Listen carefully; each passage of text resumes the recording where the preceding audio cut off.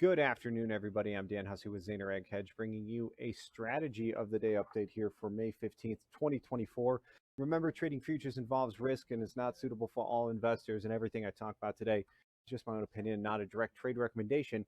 However, if you do want to talk to me in a little bit more detail about some of the ideas today, maybe pricing out some of the grain you haven't sold this year and thinking about top forming, we are always here. My number on the screen there, 312-801. 4234, I believe. Still getting that new number memorized over here. So 4231, that's it. So anyway, I wanted to let's just take a quick comment about some of the outside macros today. I mean, absolute rip your face off rally in the S&P 500, the Dow, the Nasdaq, your equity indices up really big today. Markets like crude oil ended up going down and making a new low for the month before reversing and arguably, I believe, making a almost key reversal here. We weren't through the highs of yesterday, but certainly coming off of a low of the day, pushing to a new high of the day, and breaking through some old trendline resistance there. Crude oil putting it, in a at least head turning type of double bottom. It wasn't quite a double bottom because we did make a new low, but the fact that the 7670 area seems to be holding a support not only back last March, but also from this 50% line, seems somewhat indicative that somebody down here wants to own a lot of crude and was willing to buy it up today. Gold's off of its lows from last week in the month as well. So lots of these macro markets showing, signs of, and I don't want to say the I word, but certainly we're seeing some participation there. That's interesting. Row crops, on the other hand, we saw it was almost like for every tick the rest of the markets went up, the row crops were getting beaten up. And there could be a lot to be said for the way fund flows are attributing to market price action right now, right? If we just came from February out of a record, net short in the grains and on the agricultural commodities, and that is unwinding, there's a lot of money in the fund category that's moving around. And those traders, all they're beholden to is their profit and loss and their investors. So they are, in this game, so to speak, for many different reasons than maybe the rest of us are. Let's begin today and dive right into July corn. And specifically, we'll flip over the chart here, the daily chart of July corn. We'll look at December corn here as well. But I want to point out some of the big facts and figures that were, breaking through to the upside, that maybe we're coming back to test old resistance now as support. And not to say that I am 100%, committed to the idea that this market has to go higher. You know that if you've been listening to me for a bit here, we've been talking about the idea that as the rocket fuel that is this short covering rally loses steam from the fund traders covering their position, we're going to lose the propensity for this market to be able to rally. We're running into a time of the year where producer selling is going to come in and potentially change the face of the trend. And once the funds stop covering, there isn't much reason for speculative longs to really enter this market in mass just yet. If we had a different narrative in the fundamental trade, whether markets really continued to make a late plant that then turns into a field on fire type of summer, that's another story. If we saw gangbuster demand out of China or from some of our trade partners, that could be a different story. But those things just aren't there to sink your teeth into. So all we're left with is the funds buying back their big short position, taking profits. That has definitely caused a rally in corn, wheat, and beans over this last month. But the price action in the last few days is starting to feel a little toppy, a little exhaustive, and it's into levels that we need to, really be aware of. For July corn, I think it's going to be a really, really tough nut to crack if we even have the opportunity to get up to $5.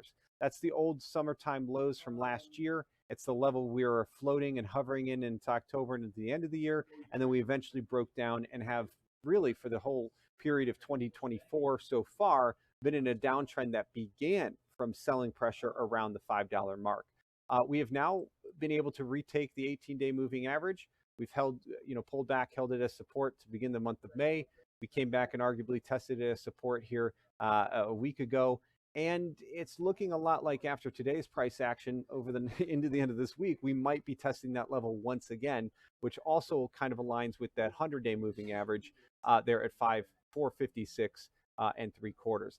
That area on the chart is also the old highs from the month of March and April. So, okay, we got a volume push, and you can see that big green volume push here through those levels initially. We pulled back on declining volume to test those areas of support. We got another volume push up, participation, if you will, and in my opinion, fund buying that has alleviated some of that short position in the market. And we saw in last week's commitment of traders, a massive reduction to the tune of 6 figures here, and both corn and soybean short positions in the fund category are now out of the market. That doesn't mean, though, that they can't continue to cover and can't push us a little higher. And in fact, it'd be my opinion that we might see them flip long, not a lot, but to the tune of 20 to 30, maybe 40,000 contracts when this market would be making a top. It would be nice to say that it was doing that into levels like the 200-day moving average, which is above at 483, and would, give us a little bit clearer picture and a resistance level to have rolled from. And my main concern here as we flip over to the December corn chart is that we have tested into that level, and we've been rejected for 3 days in a row. That type of rejection, to me, suggests we're now in the period of price discovery lower to find support. The 18-day moving average at 480, which by tomorrow will have risen up a little bit, and the old highs from the month of March are just below us, down there around that 480 figure. Much like the chart of July there, right? We broke through with volume. We pulled back on declining volume. We broke, higher to test the 200-day on good volume, and now we're declining off those highs, and today, not being a key reversal because this wasn't a contract high for December, but it certainly was a high for, I don't even think you can say a high for the month, for the year 2024. That was up at 501 and change. But certainly, an outside day lower for December corn. You can't ignore that type of technical on the chart. Now, this is assuming we don't see a massive bid come in the overnight and unwind this, and this becomes a big bear trap in a hurry. But, a pullback to test old resistance, now support around the 475 to 480 figure, you can't rule that out of the question. And in fact, the technician in me says that is probably the path of least resistance, for lack of a better term, for December corn at this time. Now, after we find support, I still believe that we have the chances and potential in this market for a run back to $5. And at that point, I would also be, thinking that we'll probably go through it with a little momentum, and why I've kind of picked, and if I had to peg a level around 510 is where I think December might top out here into this springtime, if we get that, spring seasonal top. It aligns with the middle of the range, right, that we were in from March through December of last year, that big triangle like structure that we eventually broke lower from. And it would be a nice move above the 200-day, run some short stops, if you will, and try to push out anybody who sold this market, and go a little bit higher than I think most people are thinking, that the $5 to 504 area to fill that old gap that we left here at the start of the year, and kind of close and clean up this chart. But after that, again, without a really big shift in the narrative, I don't mean to try to be I try not to be a bear here or be pessimistic, but I know there's producers out there that haven't done as much selling as they maybe would like to have.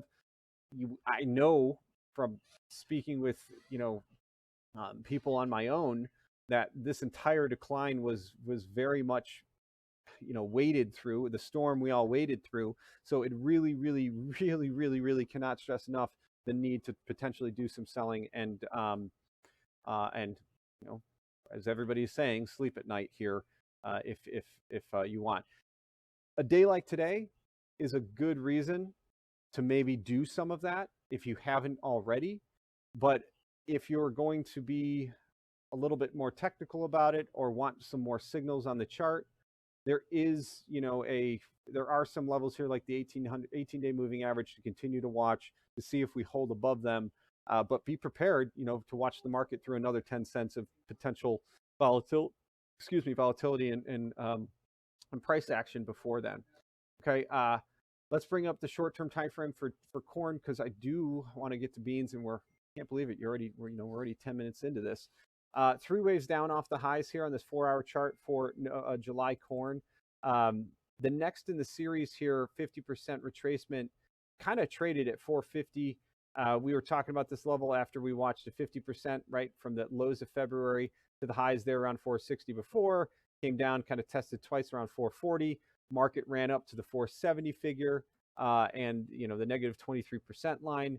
After that, 2 steps forward, the market decided to take 1 step back. And the next in the series that I watch for around the 450 area traded, now we could be in that 2 steps forward towards 480 or 495. That would align nicely with what we're seeing elsewhere. There is a channel resistance on this chart of July corn, similarly on December corn, that we're running and buffering into. Doesn't mean we can't go through it, but channel supports all the way down at lows of the month. I don't think it gets that hairy. And then we see a high. If we're down, personally, I feel like if we're breaking back below 450, that might be the tell, if you haven't done anything, to go ahead and be a seller with momentum lower, because that to me would be a breakdown of some key technicals that at this point, it's going to be really hard to recover, given that the fund narrative has kind of ran its course. Similar level though in December corn, interestingly enough, did not trade.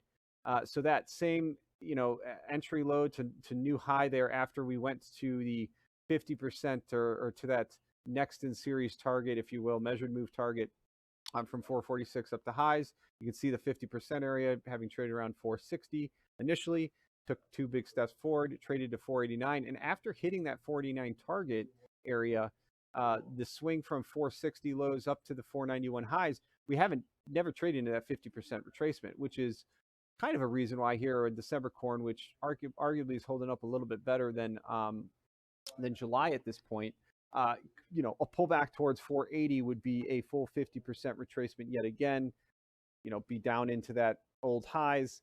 And as we looked at before for December corn, would be right down into the 18-day and 100-day moving average, which, by the way, have had a bullish golden crossover.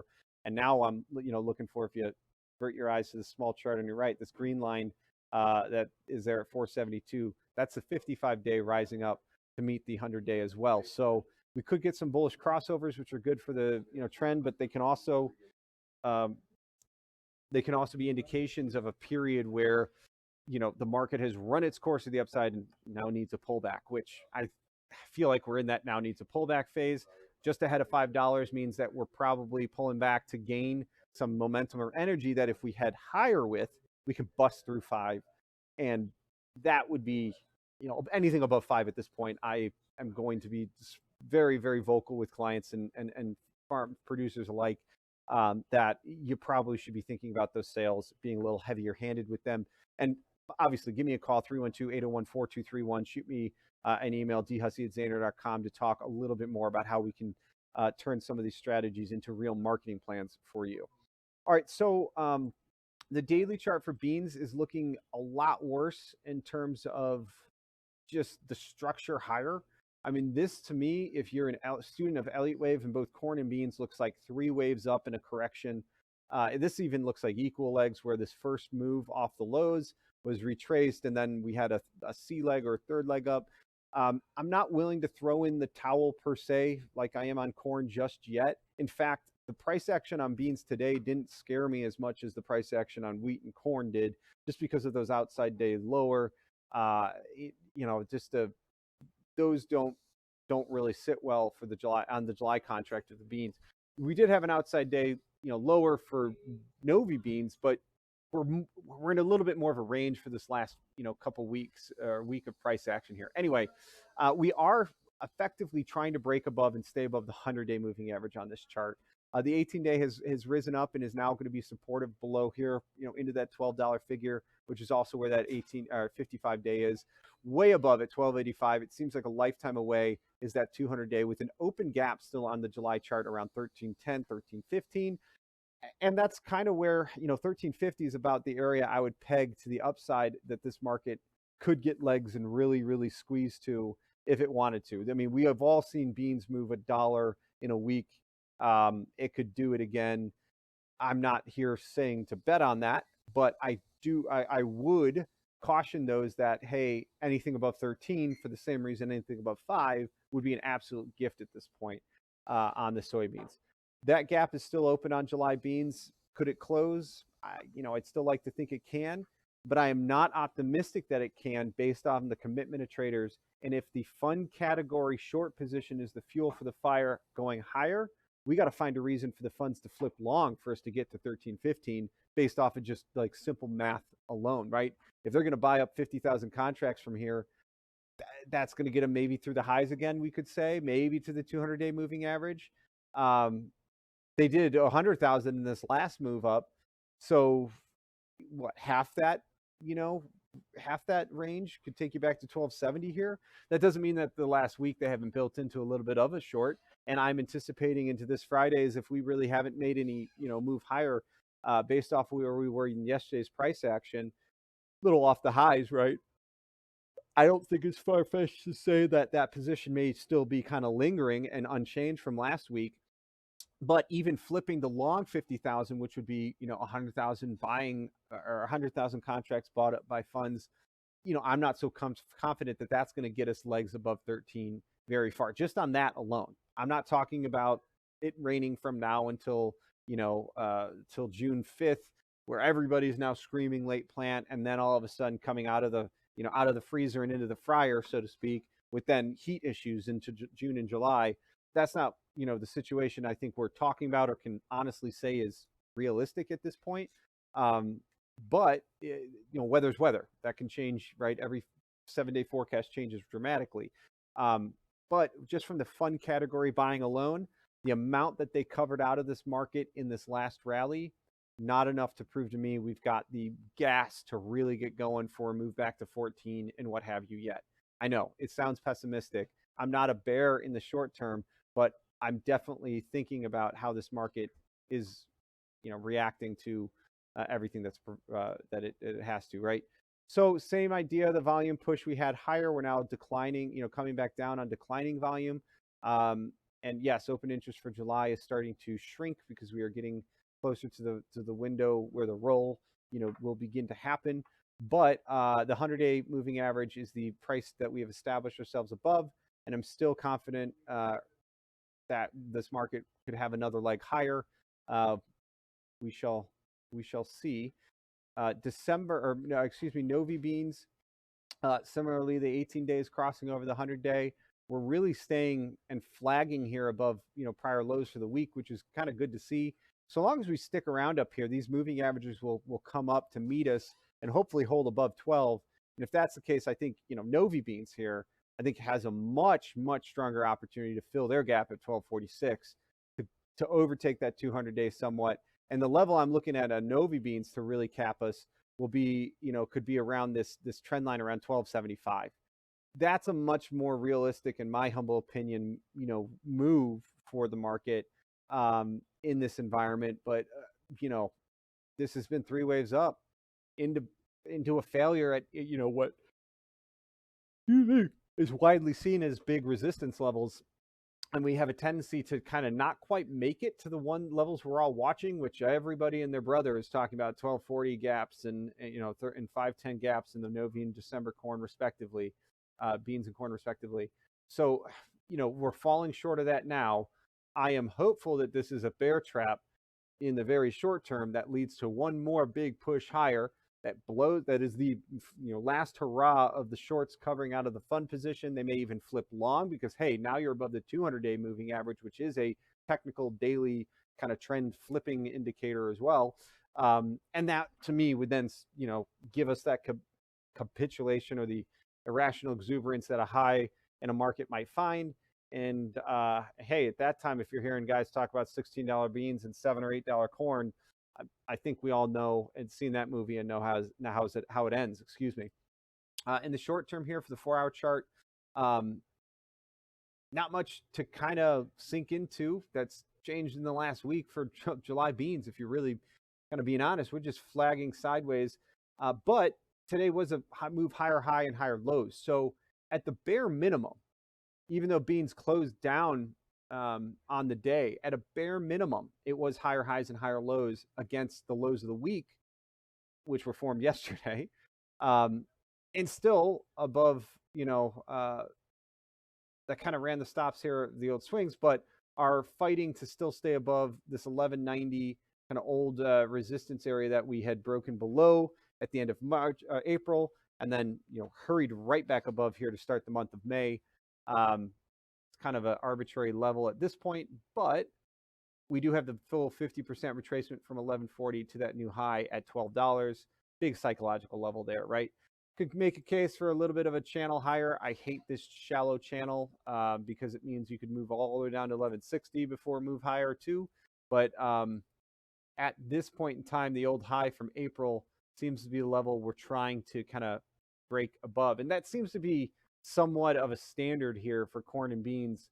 We're still above some of those old levels.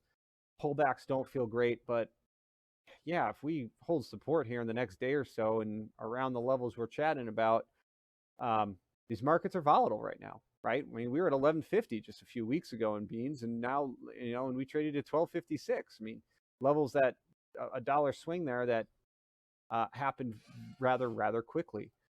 November beans, again, outside day lower.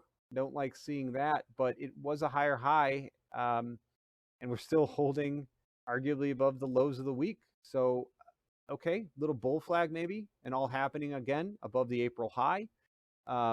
We know the, smaller time frame, or I'm sorry, the daily time frame moving averages that were kind of between or trading between, and while we didn't quite get to the 200-day at 231 there at the highs, now the 18 days coming up at 1191 seems to be a fight between those levels, and I've seen this type of price action before, and until one of them gives way, you really are. It can be a quite choppy, and every day you can have a different opinion pretty quickly. I do not like that we failed at the 50% retracement. 3 waves up into 50% at 1221. That's the swing from last August, September down to the lows of February. We did an entire 50% retracement 3 waves back.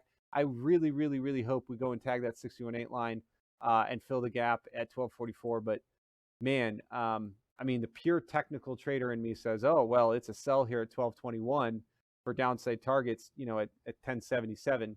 But the guy who's also trying to read the tape and look into what the fund category is doing and all those things, and with the open gap, what have you, right?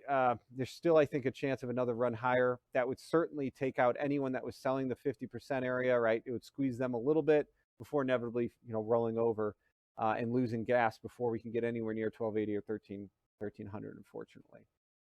Just kind of the way I see things potentially, working their way out here.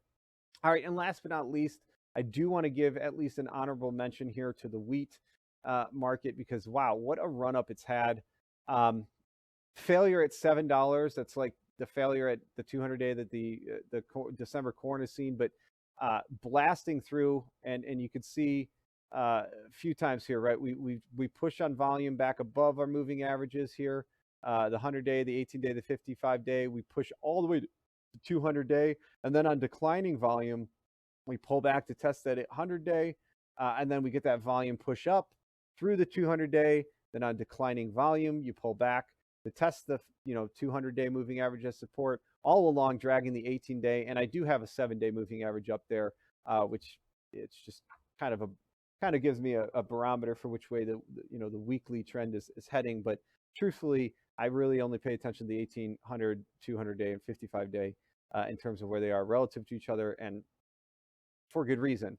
Market was bouncing between the 100-day and 200-day before breaking above. Now it's holding them as support. But I feel like we've gotten a little long in the tooth.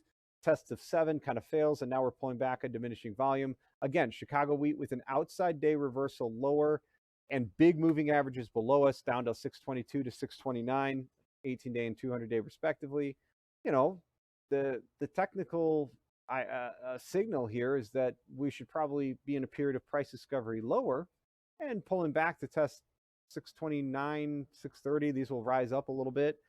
It seems like the area in the chart that I would be focusing on for a pullback into. It's also a pullback to test the old highs here through October, right? That was basically from 645 through 660 that we're trying to break above and kind of pulling back and testing. And I'm not saying we have to go to 630. I'm just, hey, a big pullback here for wheat after a big run up, not out of the question. Although I am a little concerned that, buying after that, will it have, the legs to take you to $7 and to retest those old highs from last year? Oh, that's a long shot. And and I know that, hey, the wheat tour is ongoing, and lots of news has come out to kind of uh, shatter the glass, so to speak here. But um, at the very least, this market has really moved a long way, and it's at the best prices we've seen since last August. So if that doesn't convince you to sell some wheat, if you're a producer, to get some hedging on, I respectfully would have to say reconsider your marketing plan and strategy. And I hope you're right if we continue higher and you didn't do anything. But that's not a game plan. That's not a strategy. That's not risk management. It's just not. So give us a call. My number on the screen keeps popping up there, 312 801 4231, if you want to talk about setting a floor in price, the ability to keep some upside open. These are prices, the best prices we've had all year. And if history tells us, they could be the best prices we have in a while. And let's take a look quickly at what do I mean when I say that. We can talk a lot about some of the exchange traded spreads here, but what I really wanted to take a look at quickly is just December corn here on a seasonal chart. And we're just going to kind of look, you could throw every year up there if you want, but let's just take a look back to the last few years where we really found, in my opinion, let's just go back the last 10. Okay. The green line here, okay, the dark or the light green line is our average. So coming into June, this May through June period is where we find the 10-year average has found a high in price. And by June 19th, we have topped out in theory. So doing sales any point between now and June over the last 10 years has benefited you to the tune of about 50 cents, right? You're selling 470 on an average in the last 10 years. And the market by December is down around 430 to 440. Yeah, just to give you an idea too, let's throw up quickly those vertical lines. July, should have been a little more prepared on this, and I feel like I will do an entire video just on this subject. But if we really dial down here and try to take out some of the outlying years, and when I say that, I mean, okay, years that were really, really just bullish into the end of the year, which interestingly enough, we don't really, have a great example on this chart, do we? There's what's the dark green is 2020 is 1 year we need to get rid of. Memory serves, the next year was kind of, well, now all the years are very similar colors. That doesn't help us, but okay, the point is, and that's fine, we don't need to get rid of the rest of them. I wanted to show you kind of where we are relative to the rest of these seasonals and every year basically except for 2020 at this point, because I didn't include 2012, which would have been another run up. But generally speaking, right, if we are at prices around 488, and heck, we are right around the 10-year average, over the last 10 years, the seasonal has told you we shave at least, 50 cents off this market between now and December. And some years were much more dramatic, and that's why I don't believe that, December corn is necessarily done. I think it has the ability to get up to $5, maybe even a little more. But I believe that this is a pricing window we find ourselves in, and the market, if it finds a top, has proven to you in the past that it can be a very, very important time of the year, right, to get that hedging done if you haven't already. So hope you enjoyed the video. Do reach out if you've got more questions, comments, or concerns. Leave me a like or comment to show your appreciation. And of course, if you're interested in hearing more from us, sign up for the daily Zaner call-in to get our Chief Market Strategist, Ted Seifried's information on the market price action for the day. or give me a call, 312-801-4231. Daniel Hussey Jr. on X, Daniel SOTD on Facebook, and dhussey@zaner.com. Thanks so much for joining me, everybody. Have a great day, and we will be back with you as price action develops. Take care, everyone.